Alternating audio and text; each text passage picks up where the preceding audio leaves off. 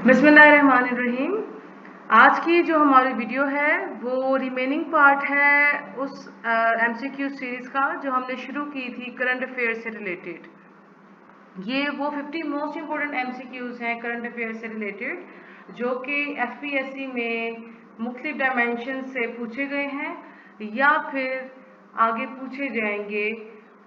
और ये MCQs cover करेंगे 2021 और 2022 ईयर को।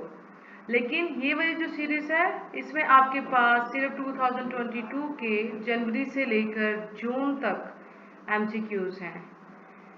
अगर आप इन एमसीक्यूज को पढ़ेंगे, इनको मेमोराइज करेंगे और साथ में जो इन्फॉर्मेशन डिफरेंट डायरेक्शन से और डिफरेंट डायमेंशन से मैंने मेंशन की हैं साथ वो पढ़ेंगे, तो आप अपने एफपीएससी के पेपर में या जितने भी वन पेपर एमसीक्यूज हैं, स्पेशली जो आपके पास करंट अफेयर्स के पेपर हैं और इसके अलावा जो आपके पास ओटीएस या पीटीएस के जितने भी पेपर हैं जिसमें जीके का पोर्शन एक इम्पोर्टेंट पोर्शन है, उसमें आप फुल मार्क्स जो हैं वो सिक्योर कर सकते हैं।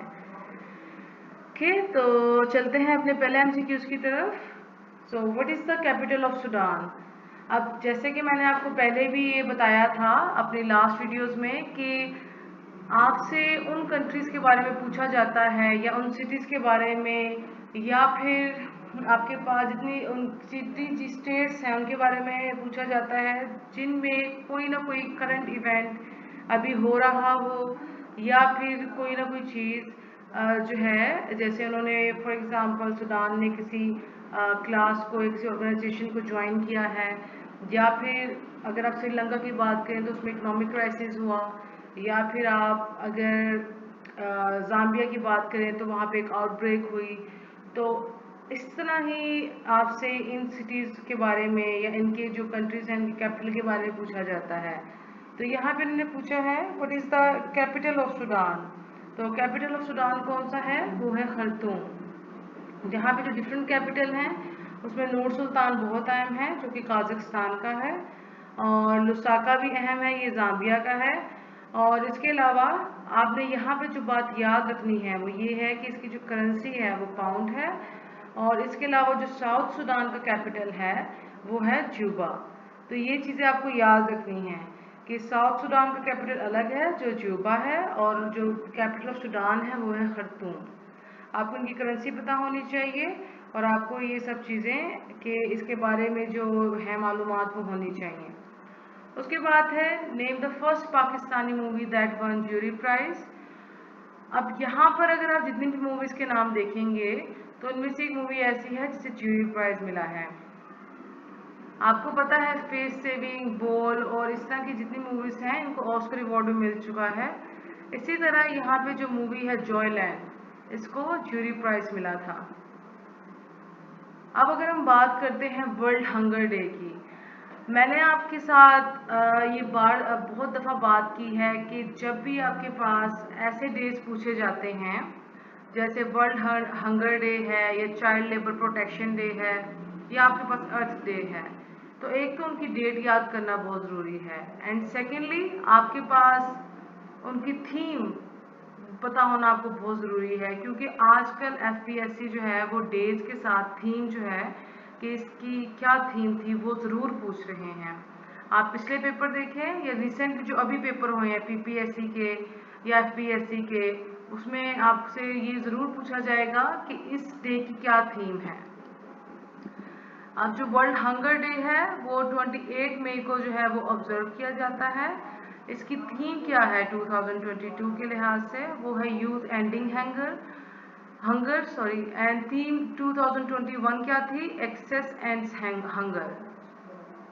तो ये जो है ये आपके पास थीम है, ये आपको याद होनी चाहिए 2022 की भी और 2021 की भी, क्योंकि करंट अफेयर्स में आपने दोनों ईयर्स के करंट अफेयर्स जो हैं वो कवर करने हैं इस साल। उसके बाद हमारे पास है first monkey pox human case was reported in. अब आपने सुना होगा खबरों में भी बहुत दफ़ा कि ह्यूमन केस जो है वो फर्स्ट ह्यूमन केस आया है मॉन्की पॉक्स का। तो ये सबसे पहले कहाँ पे रिपोर्ट हुआ था, ये सबसे पहले रिपोर्ट हुआ था ओके 1970 में, और कहाँ पे रिपोर्ट हुआ था उसके लिए मैंने यहाँ पे आपके पास तफसील रखी है। ये एक डेमोक्रेटिक रिपब्लिक ऑफ कॉन्गो है। उसमें जो है वो सबसे पहले आइडेंटिफाई हुआ था। इसके लिए अब आपको क्या चीज़ याद रखना ज़रूरी है? सबसे पहली बात, monkey pox is a viral zoonosis. तो एक वायरस है जो कि ट्रांसमिट होता है टू ह्यूमंस फ्रॉम एनिमल्स। आपसे पूछा जा सकता है कि वायरस के थ्रू ट्रांसमिट होती है या ये बैक्टीरियल है, तो ये आपको पता होना चाहिए कि ये वायरस के थ्रू होती है। उसके बाद है कि monkeypox virus is an enveloped double stranded DNA virus that belongs to the orthopox virus genus of poxviridae family. तो यहाँ पे आपको पता होना चाहिए कि ये एक डबल स्ट्रैंडेड डीएनए है। ये आपसे एवरीडे साइंस में पूछा जा सकता है। और इसके अलावा इसकी जीनस कौन सी है? वो ऑर्थोपॉक्स वायरस है। उसके बाद जो इम्पोर्टेंट एमसीक्यूज है वो है human monkey pox was first identified in humans in 1970 in the democratic Republic of Congo. तो यहाँ पे डेमोक्रेटिक रिपब्लिक ऑफ कॉन्गो में फर्स्ट केस जो है वो आइडेंटिफाई हुआ था।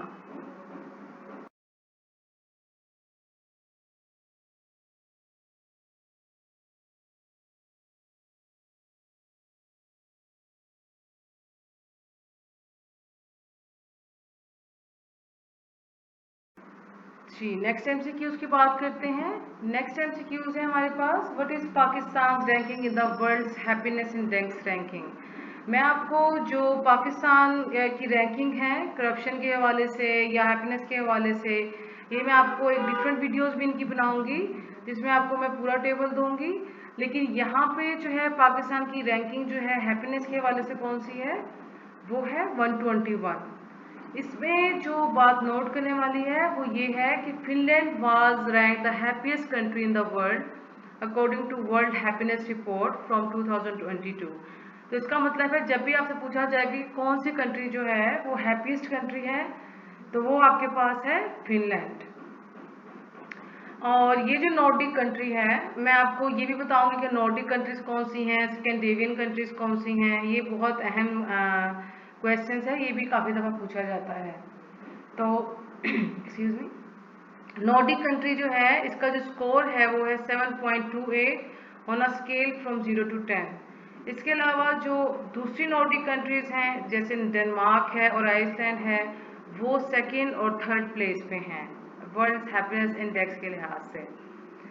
और पाकिस्तान जो है वो कौन सी प्लेस पे है? 121।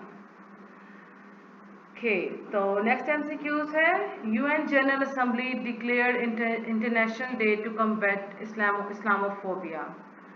अब यूएन जनरल असेंबली ने कब जो है कौन से डे को इस्लामोफोबिया को कम्बैट करने का जो है वो डे जो है वो सेलिब्रेट करने के लिए कहा है या ऑब्जर्व करने के लिए कहा है? तो वो है 15 मार्च।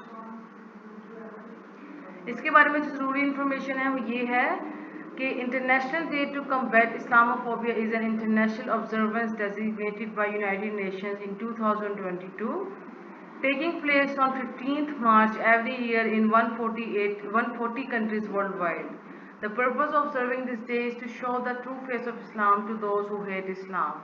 आपने सुना होगा कि या इस्लाम के बारे में जो है वो बहुत सारी जो है वो बुरी बातें फैलाते हैं, ख़ास तौर पे जो मुसलमानों के जो जज्बात हैं उनको हर्ट करने के लिए। हमारे जो प्यारे नबी सल्लल्लाहु अलैहि वसल्लम हैं उनके बारे में कुछ नामौजू जो है वो बात कहते हैं, नाउज़ुबिल्ला। तो ऐसी किसी भी चीज़ के लिए और इस्लामोफोबिया को कम्बैट करने के लिए जो कि वेस्टर्न कंट्रीज़ में फैलता जा रहा है, ये जो जनरल असम्बली है उसने एक दिन डिक्लेयर करवाया है। हमारे जो लीडर्स हैं उनको फोर्स करने पर और मुख्तलिफ जो कंट्रीज़ हैं उनको फोर्स करने पर वो है 15 मार्च को। ये एवरी ईयर जो है सेलिब्रेट किया जाएगा, ऑब्जर्व किया जाएगा 140 कंट्रीज़ में। उसके बाद है name first African American women who was recently nominated by Joe Biden to serve as a justice of United State Supreme Court. अभी कौन सी हैं? ये आपके पास जो नंबर 3 है केटंजी ब्राउन जैक्सन, वो हैं। और इनके बारे में जो ज़रूरी मालूमात है वो ये हैं कि on Feb 25, 2022 president Joe Biden nominate जज केटंजी ब्राउन और ये 116 associate justice of United supreme court है। यहाँ पे आपके पास ज़्यादा अच्छा मेंशन कर दिया है क्योंकि वहाँ पे ये छुप गया था कि इन्होंने जो बिडेन थे, इन्होंने जो सदर हैं अभी भी, इन्होंने एक जज जो कि अफ्रीकन अमेरिकन वुमेन है, उनको यहाँ पे सिलेक्ट किया है, जो है जज किटनजी ब्राउन। और ये 116 associate justice of the United states supreme court है। ओके, अब हमारे पास है who is the current secretary general of GCC. अच्छा, यहाँ पे जो चीज़ें इंपॉर्टेंट हैं उनमें ये है कि कुछ जो चीज़ें हैं वो जैसे गल्फ कॉपरेशन काउंसिल है, या फिर आपके पास ऑर्गेनाइजेशंस हैं, या आपके पास कंट्रीज़ हैं, ये आपको पता होने चाहिए, ठीक है। और इसके साथ साथ आपको ये भी पता होना चाहिए कि इनके सेक्रेटरी जनरल कौन से हैं और इनके प्रेसिडेंट कौन कौन से हैं, ये बहुत इंपॉर्टेंट है यहाँ पे। तो यहाँ अगर बात की जाए तो करंट सेक्रेटरी जनरल कौन से हैं, वो है नयाब फलाह मुबारक अल हजरफ। तो ये जो है ये गल्फ कॉरपोरेशन के सेक्रेटरी जनरल हैं। ये क्यों यहाँ पे पूछा गया सवाल, क्योंकि उन्होंने रिसेंटली पाकिस्तान को विजिट किया था 5 जनवरी 2022 में।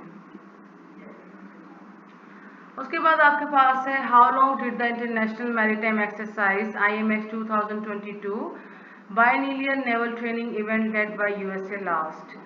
अब यहाँ पे ये कितने दिन के लिए हुआ था 2022 में। जितनी भी आपके पास एक्सरसाइजेस हैं जो खास तौर पे जॉइंट एक्सरसाइजेस हैं, इसके बारे में आपसे एक सवाल ज़रूर पूछा जाता है। तो आपको जो रिसेंटली एक्सरसाइज हुई है आपको इसके बारे में पता होना चाहिए, और ये 18 डेज के लिए हुई थी।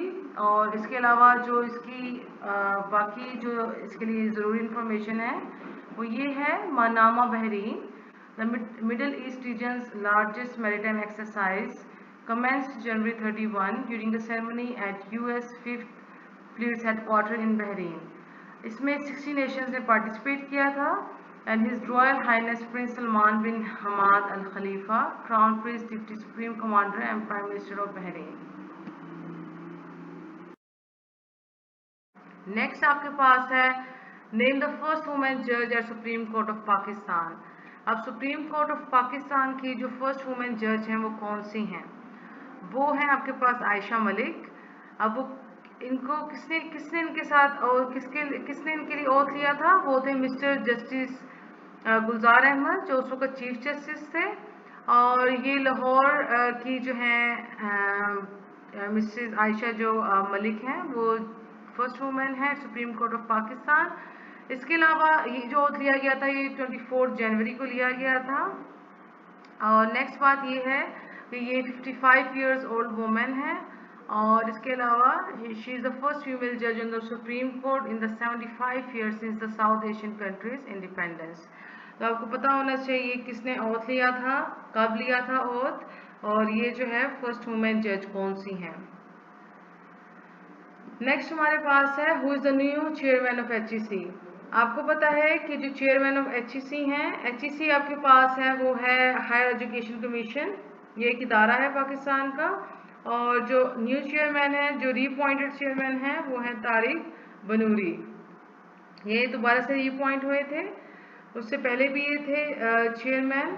और इनको जो ऑफिस से आउट किया गया था वो ये मार्च 26, 2021 से ऑफिस में नहीं थे। और उसके बाद जब लाहौर हाई कोर्ट का फैसला आ गया था तो फिर ये ऑफिस रिज्वाइन किया गया था। अगर आपको ये वीडियोस अच्छी लगी हों और आपको लगता है कि मुझे ऐसी वीडियोस और बनानी चाहिए और आपके लिए इसी तरह मेहनत से काम करना चाहिए, तो वीडियोस को लाइक और सब्सक्राइब ज़रूर कीजिएगा। और बहुत शुक्रिया, फिर मिलेंगे। अल्लाह हाफिज़।